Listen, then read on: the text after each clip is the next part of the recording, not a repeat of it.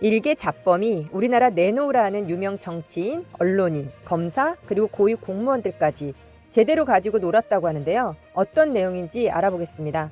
2018년부터 2021년까지 포항시 구룡포읍 출신 김태우가 수산업자라고 거짓으로 자칭하며 포항에서 오징어 산업을 하겠다는 명목으로 사람들을 현혹해 수백억 원대 사기를 친 사건에서 전방위적인 정관계 인사와 모종의 커넥션이 드러나 논란이 일었는데요.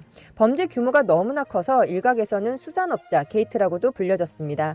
사기범 김태우는 원래 변호사 사무실 사무장을 사칭하며 수십만에서 수천만 원 단위 사기를 치는 잡범이었는데요. 그러나 이후 교도소에 수감되었을 때 월간 조선 기자 출신 송승호와 인연을 맺은 것을 계기로 안 좋은 쪽으로 급성장하여 100억 원대 사기꾼으로 규모가 커져버렸습니다. 김태우의 첫 사기 행각은 2008년이었는데요.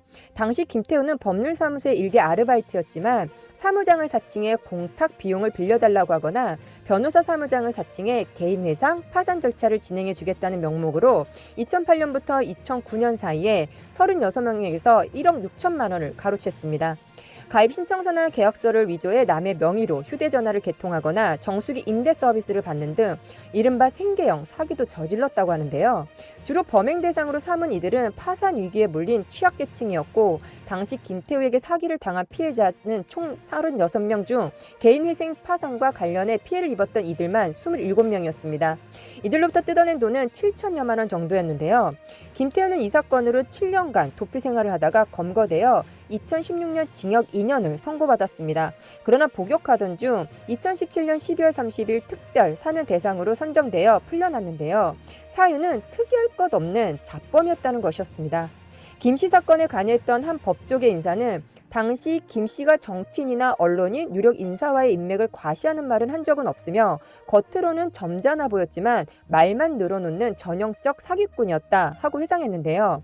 또 피해자들과 합의해 오겠다고 말하면서도 실제로 피해 금액을 변제하지 못해 합의하지는 못했고 자신이 사기친 것을 갚을 능력도 없는 대책 없는 사람이었다라고 증언했습니다.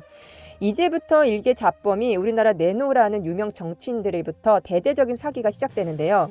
김태우는 교도소에서 수감 생활을 하던 도중 당시 그곳에 수감된 언론인 출신 송승호를 알게 되었습니다. 김 씨의 사기는 송승호를 알고 나서부터 더욱 대담해졌으며 그렇게 김 씨는 출소 후 약 6개월 만에 다시 사기 행각을 시작했는데요. 김태우는 자신을 1천억 원대 유산을 상속받고 고향인 경상북도 포항에서 어선 수십 척과 풀빌라, 고가 외제 차량을 소유한 재력가로 사칭했습니다. 그러면서 선동 오징어 사업을 한다며 투자금을 받아 가로채는 방식으로 2018년 6월부터 2021년 1월까지 7명으로부터 116억 원을 가로챘는데요.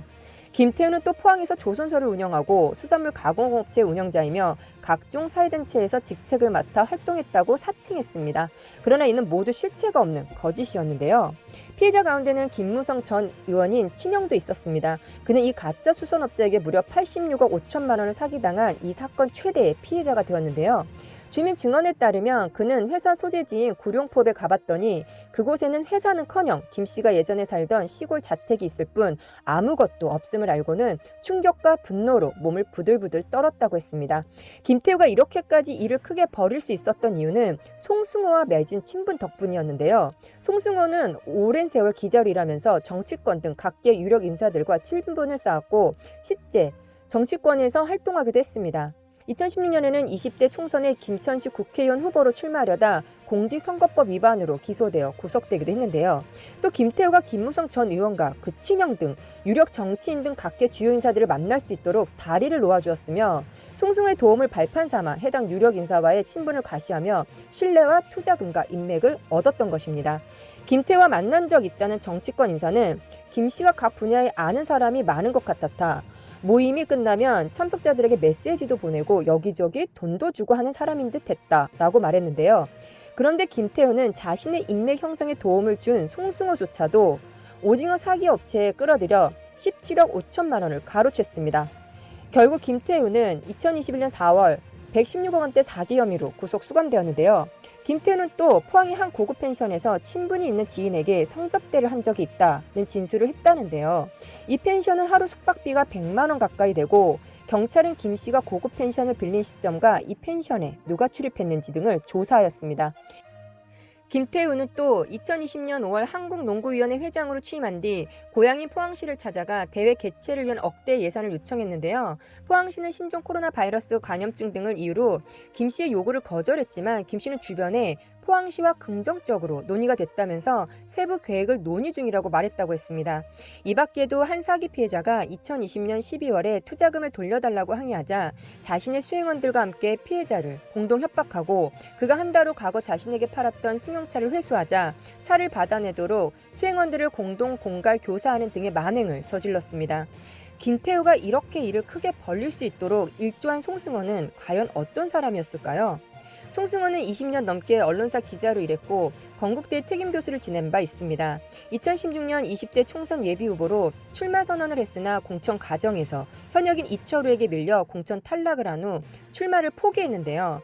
과거 김무성 전 의원 선거 캠프에서도 활동했던 인물인 것으로 전해졌으며 송승헌은 부산 매일신문을 거쳐 월간 조선에서 취재팀장으로 일했고 이후 공기업, 감사 등을 지냈습니다. 송승헌은 이후 2016년 20대 총선 출마 과정에서 이철우 예비후보에 대한 허위 사실을 유포하여 2017년 4월 공직선거법 위반 혐의로 징역 10개월을 선고받아 법정 구속된 바가 있는데요.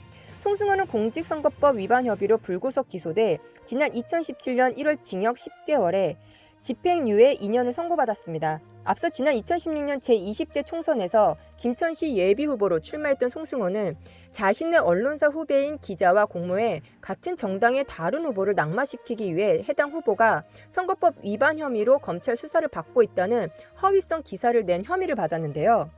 1심 재판부는 피고인은 조선일보에서 취재기자로 근무하는 등 20년가량 기자로 근무한 경험이 있고 범행일 무렵에도 대학에서 언론 홍보, 대학원 특임교수로 근무하는 등 오랜 기간 언론 분야에 근무했다고 짚었으며 또 이런 경력의 피고인이 선거가 임박한 시점에 해당 예비후보자에게 결정적 영향을 미칠 수 있는 부정적 기사에 대해 단지 B씨의 말만 듣고 그 내용을 사실로 믿었다는 것은 선뜻 납득하기 어렵다.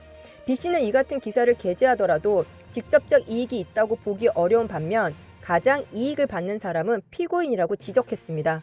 이후 송승헌과 검찰은 모두 양형 부당을 이유로 항소했고 항소심 재판부는 2017년 4월 집행유예 판결을 내린 원심 판결을 파기하고 송승헌에게 징역 10개월을 선고했습니다. 2심 재판부는 범행 동기 및 내용, 방법 등에 비춰 죄질이 매우 불량하다 하며 앞서 B씨는 징역 10개월의 실형을 선고받았는데 B씨 행동으로 인해 실제적으로 가장 큰 이익을 누리게 될 자는 피고인이며 관여 정도에 비춰 죄책이 결코 B씨보다 가볍다 할 수 없다. 원심이 선고한 형은 너무 가벼워 부당하다라고 설명했는데요. 형을 깎으려다 오히려 실형을 선고받은 송승헌은 항소심이 선고된 2017년 4월 이후 대구 교도소에 수감되었고 이곳에서 송승헌은 2017년 2월경 수감된 김태우와 만나 친분을 쌓았는데요. 김태우는 이후 안동 교도소로 옮겨졌고 같은 해 12월 30일 특별 사면으로 풀려났습니다. 송승헌은 월드투데이라는 인터넷 언론사에서 2018년 3월부터 실질적 발행인 및 편집인으로 일했는데 이곳에서 김태우가 부회장으로 일했다고 하는데요. 김태우는 인터넷 언론사 부회장이라는 점을 이용해 인터넷 신문윤리위 상임위원으로도 활동했습니다. 김태우는 송승헌가 소개한 다른 정치인과 맺은 인연으로 2020년 5월엔 생활체육단체 회장 자리에도 올랐으며 당시 취임식에는 이동훈 전 조선일보 논설위원과 엄성섭 TV조선 앵커 등이 참석했다는데요.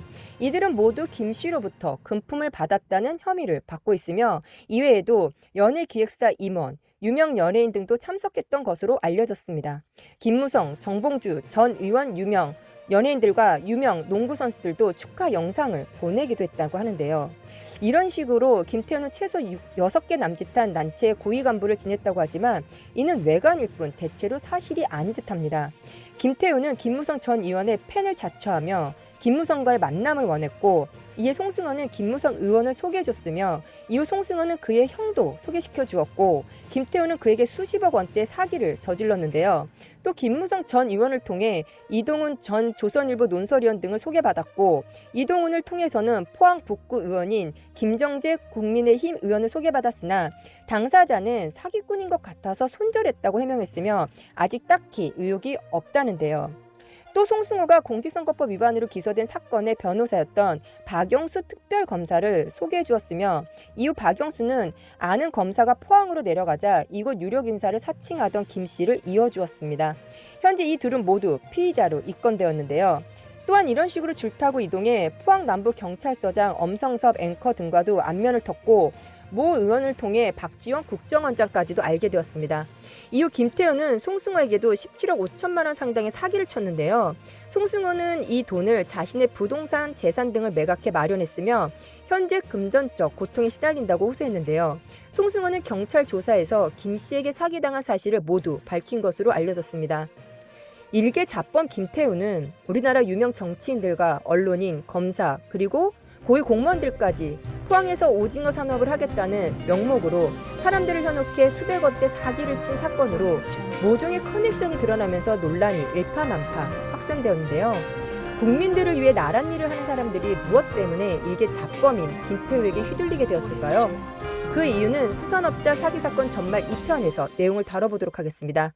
끝까지 시청해주셔서 감사합니다. 여러분들의 구독, 좋아요, 알림 설정은 영상 제작에 큰 도움이 됩니다.